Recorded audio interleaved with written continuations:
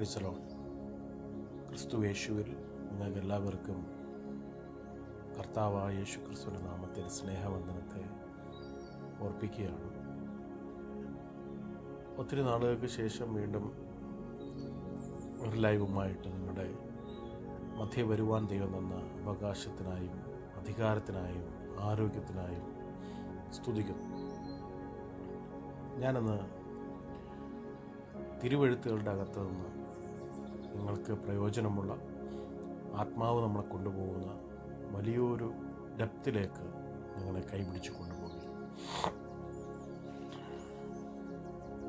തിരുവെഴുത്തുകൾ, ബൈബിളിനകത്തുള്ള തിരുവെഴുത്തുകൾ എന്ന് പറയുന്നത് വളരെയേറെ ആഴമുള്ളതാണ്. പലതും പുതിയ പുതിയ അറിവുകളാണ്. ഈ അറിവുകൾ നമ്മുടെ ജീവിതത്തിനകത്ത് നമുക്ക് മാറ്റങ്ങളെ കൊണ്ടുവരട്ടെ. നമ്മുടെ തെറ്റായ ചിന്താഗതികൾ മാറട്ടെ. ഈ തെറ്റായ ചിന്താഗതികളെന്ന് പറയുന്നത്, നമുക്ക് ഒരു കാര്യത്തെക്കുറിച്ച് പൂർണ്ണമായിട്ട് അറിവില്ല എങ്കിൽ ആ കാര്യം നമ്മെ തെറ്റായ ദിശയിലേക്ക് നയിക്കപ്പെടുന്ന ഒരു അറിവാണ് കിട്ടുന്നതെങ്കിൽ നമ്മൾ തെറ്റായ രീതിയിലേക്ക് പോകും. ഉദാഹരണം, കുരുടരായ ആൾക്കാർ ആനയെ കാണും പോലെ കാല് പിടിച്ചവൻ പറയും കാലാണ്, ആന കാല് പോലാണ് ഇരിക്കുന്നത്, അല്ലെങ്കിൽ ആനയുടെ കാല് ഉരുണ്ടാണ് ഇരിക്കുന്നത്. തുമ്പിക്കൈ പിടിക്കുന്ന പറയും ആനയുടെ കാല്, ആന എന്ന് പറയുന്നത് ഒരു തുമ്പിക്കൈ പോലാണ് ഇരിക്കുന്നതെന്ന് പറയും. അങ്ങനെ നമ്മുടെ കാഴ്ച, നമ്മുടെ കണ്ണുകൾ തുറക്കപ്പെട്ടാൽ മാത്രമേ നമുക്ക് നമ്മുടെ വഴി ക്ലിയർ ആകത്തുള്ളൂ.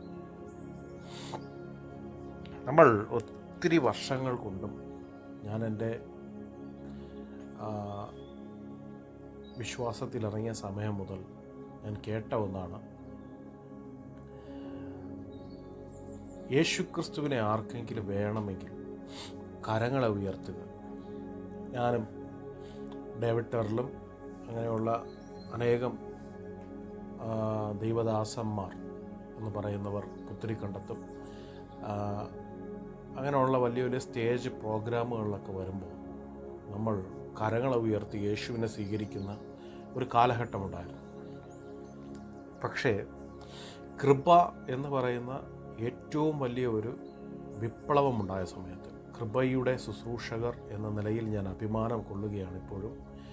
ആ സമയത്ത് ഇന്നും പലരും അംഗീകരിക്കാറില്ല, പക്ഷേ ആ സമയത്ത് നമ്മുടെ കൃപയുടെ അകത്ത് നമ്മൾ പഠിപ്പിച്ചൊരു കാര്യം, കൃപ കൊണ്ട് ഒരുപാട് മാറ്റങ്ങൾ ഉണ്ടായിട്ടുണ്ട്. അതിലൊന്നാണ്, യേശുക്രിസ്തു നിങ്ങളുടെ ഉള്ളിലാണ് ഉള്ളതെന്നും ദൈവത്തിൻ്റെ മന്ദിരമാണ് നിങ്ങളെന്നും യേശുക്രിസ്തുവിനെ നമ്മൾ വഹിക്കുകയാണെന്നും മുകളിൽ നിന്ന് ഇറങ്ങി ഇങ്ങോട്ട് വരികയോ അടുത്ത് നിൽക്കുകയോ മുകളിലോട്ട് നിൽക്കുകയോ ഒന്നുമല്ല എന്നും ദൈവത്തെ നിങ്ങൾക്ക് ഉള്ളിൽ അകം ബ്രഹ്മസ്യ എന്ന് പറയുന്ന മനോഹരമായ ഒരു സബ്ജക്റ്റായിരുന്നു കൃപയിൽ ആദ്യമായിട്ട് കൊണ്ടുവന്നത്. അകത്ത് ദൈവം വസിക്കുന്നുവെന്നും മഹത്വത്തിൻ്റെ പ്രത്യാശ ക്രിസ്തു നിങ്ങളുടെ ഉള്ളിലാണ് വസിക്കുന്നതെന്നും നിങ്ങൾ കരമുയർത്തി സ്വീകരിക്കേണ്ട എന്നും അത് ക്രിസ്തുവിനെ സ്വീകരിക്കാൻ വേണ്ടി കരങ്ങളെ ഉയർത്തി ആകാശത്തോടെ നിൽക്കേണ്ട എന്നൊക്കെ പഠിപ്പിച്ചത് ആ സമയത്താണ്. അങ്ങനെ ഒരുപാട് മാറ്റങ്ങൾ, ആഭരണത്തെക്കുറിച്ചുമൊക്കെ കൃപയുടെ ആൾക്കാരുടെ ആ വലിയൊരു പഠിപ്പിക്കൽ നമ്മുടെയൊക്കെ ജീവിതത്തിൽ വലിയ മാറ്റങ്ങളെ കൊണ്ടുവന്നിട്ടുണ്ട്. ഞാൻ സത്യത്തിൽ അതിൽ നിന്നൊക്കെ സ്വതന്ത്രനായിരുന്നു. എൻ്റെ ഉള്ളിൽ ഒരുപാട് സംശയങ്ങൾക്ക് ഉത്തരം കൃപയുടെ മീറ്റിങ്ങുകൾ കിട്ടിയിട്ടുണ്ട്. അങ്ങനെ ബൈബിളിനകത്ത് നമ്മൾ വായിക്കാറുണ്ട്, പക്ഷേ നമുക്ക് പലരും തെറ്റായ സന്ദേശം തന്നത് നമ്മുടെ ജീവിതത്തിനകത്ത് വലിയ ഇരുട്ടിലേക്ക് നമ്മൾ പോകുവാനിടയായി. അകത്തിരുന്ന ക്രിസ്തുവിനെ വിട്ട് നമ്മൾ യേശുവിനെ സ്വീകരിക്കാൻ പോകുമ്പോൾ നമ്മൾ അജ്ഞതയാണ്. ദൈവ അജ്ഞതയുടെ കാലം കണക്കിടാതെ നമ്മെ സ്നേഹിച്ചത് കൊണ്ട് ഞാൻ ദൈവത്തെ സ്തുതിക്കുന്നു. നമ്മളെ ഇരുട്ടിൽ നിന്ന് വെളിച്ചത്തിലേക്ക് കൊണ്ടുവന്ന സർവശക്തനായ ദൈവത്തിന് മഹത്വം നന്ദി. ഇന്ന് തിരുവെഴുത്തിൽ നമ്മൾ ഒത്തിരി കാലം കൊണ്ട് പഠിച്ച ഒരു കാര്യത്തെ ഞാൻ പൊളിക്കുവാൻ ആഗ്രഹിക്കുക. ഒത്തിരി കാലങ്ങൾ കൊണ്ട് പഠിച്ച ഇതിനെ ചൊല്ലി മോശം പരാമർശം കൊടുക്കുന്നവർ ആദ്യം ഇതിനെക്കുറിച്ച് പഠിക്കുക, അതിനുശേഷം മോശം പരാമർശം ചെയ്യുക. ഞാൻ അതിനെക്കുറിച്ച് പഠിച്ചിട്ടാണ് എൻ്റെ പിറകിൽ ഈ വിഷയത്തെക്കുറിച്ച് ചിന്തിപ്പാനിടയായത്. നമ്മളെല്ലാം ചിന്തിക്കുന്നത് പോലെ ദൈവം മനുഷ്യനെ സൃഷ്ടിച്ചു. 2-ാം അധ്യായത്തിൽ ആദത്തിനെ സൃഷ്ടിച്ച് കഴിഞ്ഞതിന് ശേഷം അവൻ ഏകനായിരിക്കും നല്ലതല്ല എന്ന് പറഞ്ഞ് ഒരു സ്ത്രീയെ സൃഷ്ടിക്കുന്നുണ്ട്. അവൻ്റെ വാരിയെല്ലുകളിൽ ഒന്നെടുത്താണ് സ്ത്രീയെ സൃഷ്ടിച്ചതെന്നാണ് നമ്മൾ ഇതുവരെയും പഠിച്ചു വെച്ചത്. പക്ഷേ മനുഷ്യൻ നിദ്ര വന്നപ്പോൾ ദൈവം എടുത്ത് സൃഷ്ടിച്ചത് വാരിയെല്ലിൽ നിന്നല്ല എന്നതാണ് ഏറ്റവും പരമപ്രധാനമായ സത്യം. നിങ്ങൾ ഷോക്കായില്ലേ? വാരിയെല്ലിൽ നിന്നല്ല മനുഷ്യനെ സൃഷ്ടിച്ചത്, സ്ത്രീയെ സൃഷ്ടിച്ചത്, നാരിയെ സൃഷ്ടിച്ചത്. ഞാനത് തെളിയിക്കാം. ഞാൻ ആ വാക്ക് വെച്ച് നിങ്ങളെ തെളിയിക്കാം. നമ്മൾ പറഞ്ഞു കേട്ടത് പുരുഷൻ്റെ ഏറ്റവും മാംസളമായ അകത്തോട്ടിരിക്കുന്ന, ഞാൻ കേട്ടിട്ടുള്ള മെസ്സേജുകളാണ്. വാരിയെല്ലുകളിൽ ഏറ്റവും മൃദുവായതിനെ എടുത്ത് സ്ത്രീയെ തിരഞ്ഞെടുത്തത് കൊണ്ടാണ് അവൾ ബലഹീനനായത്. ഒന്നുമല്ല. ഞാൻ കേട്ട വേറൊരു മെസ്സേജ് എന്ന് പറഞ്ഞാൽ പണ്ടൊക്കെ കേട്ടിട്ടുള്ളതാണ്, പിന്നെ അതിനുശേഷം പിൽക്കാലത്തും കേട്ടിട്ടുണ്ട്. കേട്ട ഒരു മെസ്സേജ്, മനുഷ്യൻ ഗാഠനിദ്ര ദൈവം വരുത്തിയപ്പോൾ ദൈവം അവനെ വാരിയെല്ലെടുത്തു. ആ വാരിയെല്ലിന് പകരം അവിടെ വേറെ വാരിയെല്ല് വെച്ച് പിടിപ്പിച്ചെന്നും, വേറൊരു മെസ്സേജ് ഞാൻ കേട്ടത്, ആ വാരിയെല്ലിരിക്കുന്ന സ്ഥാനം ഇപ്പോഴും ഒഴിഞ്ഞു കിടക്കുകയാണെന്നും, മനുഷ്യന് വാരിയെല്ല് കുറവാണെന്നും ഇതൊക്കെ മെസ്സേജ് കേട്ടിട്ടുണ്ട്. ഞാൻ പറയട്ടെ, ബ്ലണ്ടറാണ്.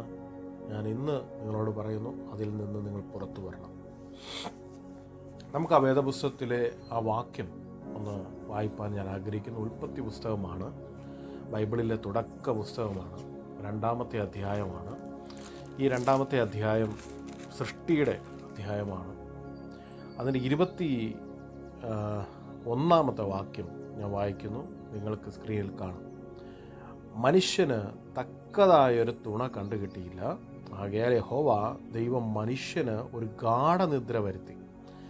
അവൻ ഉറങ്ങിയപ്പോൾ അവൻ്റെ വാരിയെല്ലുകളിൽ ഒന്നെടുത്ത് അതിന് പകരം മാംസം പിടിപ്പിച്ചു. വാരിയെല്ലുകളിൽ ഒന്നെടുത്ത് മാംസം പിടിപ്പിച്ചു. ഇതാണ് ആ വാക്യത്തിൻ്റെ അർത്ഥം. അവളെ മനുഷ്യൻ്റെ അടുക്കൽ കൊണ്ടുവന്നു. അപ്പോൾ സ്ത്രീ വരികയാണ്. ഞാൻ പറയട്ടെ, ഈ വാരിയെല്ലെന്ന വാക്കിൻ്റെ അർത്ഥം സെല എന്നാണ് അർത്ഥം. TSELA എന്നാണ് വാരിയൽ എന്ന വാക്കിൻ്റെ അർത്ഥം. ഈ വാരിയൽ എന്ന വാക്കിൻ്റെ അർത്ഥം സെല എന്നാണ്. സെല എന്ന് പറഞ്ഞാൽ വാരിയല്ലല്ല. സെല എന്ന് പറയുന്ന വേർഡ് ഏറ്റവും കൂടുതൽ കാണുന്നത് പുറപ്പാട് പുസ്തകത്തിലും ലേവ്യ പുസ്തകത്തിലുമാണ്. യഹോവയായ ദൈവം മോശയ്ക്ക് കൊടുത്ത ചട്ടപ്രകാരം മോശ പണിയുന്ന ദൈവാലയത്തിൻ്റെ പല ഭാഗങ്ങളിൽ സെല എന്ന വാക്ക് ഉപയോഗിച്ചിട്ടുണ്ട്. ഹീബ്രുവിൽ സെല എന്ന വാക്കിൻ്റെ അർത്ഥമെന്ന് പറഞ്ഞാൽ മറുപുറം എന്നാണ്. എന്ന് പറഞ്ഞാൽ ഒരു സ്ഥലത്ത് ഒരു സൈഡിലുള്ളതുപോലെ അത് ഒരു കുറവ് പോലും വരുത്താതെ അതേ രീതിയിൽ തന്നെ അപ്പുറത്തെ മറുപുറവും ചെയ്യണമെന്നാണ്. ഒരു നാണയത്തിൻ്റെ ഒരു വശം പോലെ അതേ നാണയത്തിൻ്റെ മറുവശവും ആയിരിക്കണം എന്നതുപോലെ ഈ ഭാഗത്തുള്ളത് ആ ഭാഗത്തും കൃത്യമായിരിക്കണം എന്ന വാക്കിനെ സൂചിപ്പിക്കുന്നതാണ് സെല. നമ്മളൊരു ഭവനം കെട്ടുമ്പോൾ ഈ ഭാഗം ഇരിക്കും പോലെ ആ ഭാഗം ആകണം എന്ന് നമ്മൾ പറയും. അല്ലെങ്കിൽ ഒരു മേശ പണിയുമ്പോൾ ഈ ഭാഗം കിട്ടുമ്പോൾ പോലെ ആ ഭാഗം ആയിരിക്കണം എന്ന അളവ് കറക്റ്റ്, തൂക്കവും എല്ലാം ഒത്തവണ്ണമായിരിക്കും. സെല എന്ന വാക്ക് ഏറ്റവും കൂടുതൽ ഉപയോഗിച്ചിരിക്കുന്നത്, നിങ്ങൾ വേണമെങ്കിൽ നിങ്ങൾ ചെക്ക് ചെയ്ത് നോക്കിയോ, ഏറ്റവും കൂടുതൽ ഉപയോഗിച്ചിരിക്കുന്ന പുറപ്പാട് പുസ്തകത്തിലും ലേവ്യ പുസ്തകത്തിലുമാണ്. ഞാൻ 2-3 വാക്കുകൾ അതിനെടുത്തില്ല. പുറപ്പാട് പുസ്തകം 27-ാം അധ്യായം 7-ാം വാക്യം ഞാൻ സ്ക്രീനിൽ അതിനെക്കുറിച്ച് വ്യക്തമായി കൊടുത്തിട്ടുണ്ട്. പുറപ്പാട് പുസ്തകം 27-ന്റെ 7-ാമത്തെ വാക്യം, തണ്ടുകൾ വളയങ്ങളിൽ ഇടണം, യാഗപീഠം ചുമക്കുമ്പോൾ തണ്ടുകൾ അതിൻ്റെ 2 ഭാഗത്തും ഉണ്ടായിരിക്കണം. ഈ 2 ഭാഗം എന്ന് പറയുന്നത് മറുഭാഗം, മറുപുറം എന്നാണ്. സെല എന്നാണ് വാക്ക് അവിടെ കൊടുത്തിരിക്കുന്നത്. അതിൻ്റെ 26-ാം അധ്യായത്തിൻ്റെ 20-ാമത്തെ വാക്യത്തിലും പുറപ്പാട് പുസ്തകത്തിൽ എഴുതിയിട്ടുണ്ട്.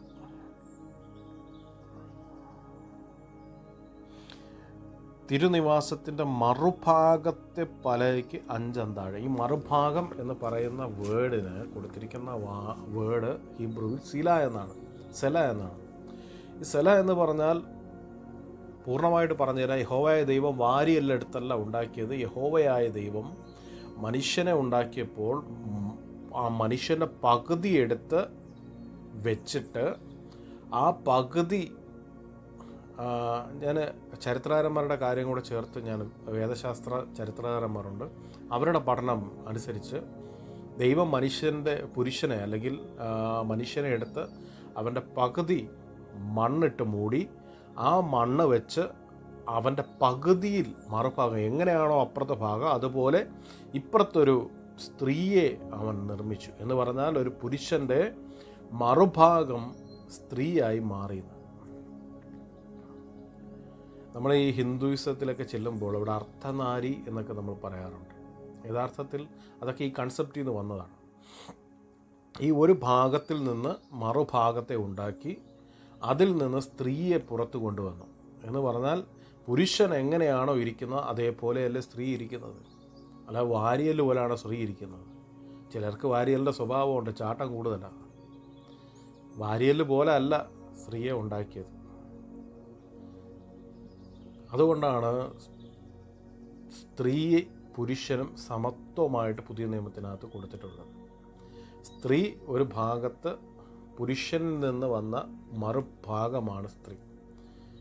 എന്ന് പറഞ്ഞാൽ ഇവർ രണ്ടുപേരും ഒന്നായി നിൽക്കുന്ന സമയത്ത് മാത്രമേ പൂർണ്ണത വരത്തുള്ളൂ എന്നാണ് ആ പഠനത്തിനർത്ഥം. അതുകൊണ്ടാണ് കർത്താവായ യേശു ക്രിസ്തു പുതിയ നിയമത്തിനകത്ത് പല ഭാഗങ്ങളിലും സ്ത്രീ വേർപിരിയുന്നത് നല്ലതല്ല എന്ന് പുതിയ നിയമത്തിനകത്ത് കൊടുത്തതും പലതും കാണിച്ചതൊക്കെ. വേർപിരിയാതിരുന്ന ശരിയാത്ത പരിപാടികളുമുണ്ട് കാണിച്ചു കൂട്ടുന്നത്. അപ്പോൾ ഞാൻ എല്ലാവരുടെ കാര്യമല്ല പറഞ്ഞത്. ഈ സ്ത്രീയുടെ ഒരു ചിന്തയെന്ന് പറഞ്ഞാൽ, അവരുടെ ചിന്താഗതി എന്ന് പറഞ്ഞാൽ ഞങ്ങൾക്ക് എപ്പോഴും ഇവരെക്കാളും ഒരു പടി ഒരേപോലെ നിൽക്കണം എന്നൊരു ചിന്ത വരുന്നത് എന്തുകൊണ്ടാണ്? കാരണം ഈ ഒരു കർത്താവ് കാണിച്ച പരിപാടിയാണ് ഈ ഒരു ഭാഗത്ത് നിന്ന് എടുത്തതുകൊണ്ട്.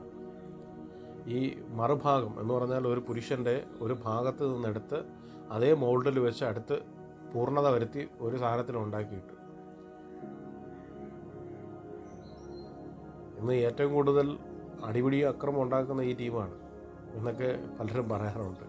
പക്ഷേ അതൊന്നുമല്ല, പുരുഷനാണ് സ്ത്രീയുടെ. പുരുഷനില്ലെങ്കിൽ സ്ത്രീയെ പൂർണ്ണമാക്കാൻ പറ്റത്തില്ല, സ്ത്രീ ഇല്ല എങ്കിൽ പുരുഷനെ പൂർണ്ണമാക്കാൻ പറ്റത്തില്ല. കാരണം ഇവരെ 2 പാർട്ടാക്കിയിട്ട് അതിൽ നിന്ന് 2 പേരെയും സൃഷ്ടിച്ച് വെച്ചതാണ് ദൈവം. ഞാൻ ഇതിനെക്കുറിച്ച് കൂടുതൽ വിശദമായിട്ട് പറയുന്നില്ല എങ്കിലും നിങ്ങളിതിനെക്കുറിച്ച് പഠിച്ചാൽ നിങ്ങൾക്കറിയാം. സെല എന്ന വാക്ക് ദൈവം എപ്പോഴും എടുത്തിരിക്കുന്നത് ഹീബ്രുവിൽ അവർ കൊടുത്തിരിക്കുന്ന പ്രൊണൗൺസിയേഷൻ ഒരു ഭാഗത്ത് നിന്ന് മോൾഡ് ചെയ്ത് വേറൊന്നിനെ ഉണ്ടാക്കിയാണ്, അതേപോലെ വേറൊന്നിനെ ഉണ്ടാക്കിയാണ്. ഞാൻ പണ്ട് കേട്ട മെസ്സേജ്, സ്ത്രീയെ എടുത്തു കഴിഞ്ഞപ്പോൾ സ്ത്രീയെ കണ്ടിതെൻ്റെ തുണയാണ്.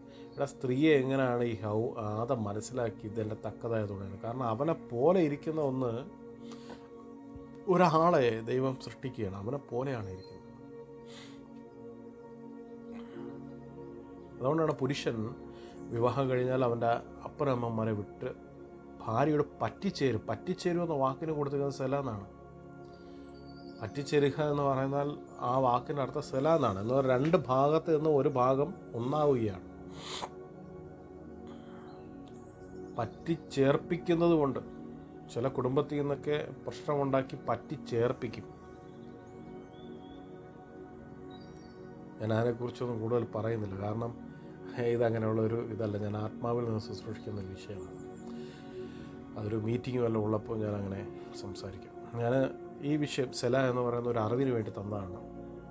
ഇത് നമ്മുടെ ജീവിതത്തിനകത്ത് ഒരു വെളിച്ചമാണ്. കാരണം ആരും നമ്മളെ കബളിപ്പിക്കരുത്. തിരുവെഴുത്തിനകത്തുള്ള സത്യം മറച്ചു പിടിച്ചിട്ട്, സൂര്യനെ മറച്ചു പിടിച്ചിട്ട് വെളിച്ചമില്ല എന്ന് പറഞ്ഞ് നമ്മളെ കബളിപ്പിക്കരുത്. നമ്മൾ വിശ്വസിക്കുകയും അതിൻ്റെ ഹൃദയം പങ്കുവയ്ക്കാനും ഒന്നിനും പോകരുത്. സത്യത്തിന് വേണ്ടി നിൽക്കുക, സത്യം മാത്രം ശുശ്രൂഷിക്കുക. കർത്താവ് നിങ്ങളുടെ കൂടെ ഇരിക്കും. കർത്താവ് നിങ്ങളെ അനുഗ്രഹിക്കട്ടെ. യേശു ക്രിസ്തുവിൻ്റെ അധികാരമുള്ള നാമത്തിൽ തന്നെ. അതുകൊണ്ട് സെല എന്ന് പറഞ്ഞാൽ ഭാര്യ ഭർത്താവ് 2 രണ്ടല്ല, വാരിയല്ലിൽ നിന്നല്ല എടുത്തത്, പകുതി പകുതിയാണ്.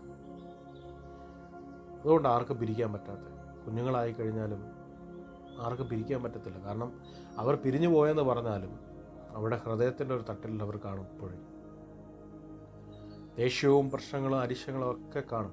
പക്ഷേ അകത്തിൻ്റെ ഏതോ ഒരു കോണിൽ അവർ കാണും. കാരണം പിരിയാൻ പറ്റത്തില്ല. ഈ കുഞ്ഞുങ്ങൾ അതിന് സാക്ഷികളാണ്. ഈ കുഞ്ഞുങ്ങളെന്ന് പറയുന്നത് രണ്ടുപേരുടെയും ഭാഗത്തിൻ്റെ ഒരു ഭാഗമാണ് കുഞ്ഞുങ്ങൾ. ഈ രണ്ടു പേരെയും ചേർത്തുണ്ടാക്കിയ ഒന്നാണ് കുഞ്ഞുങ്ങൾ.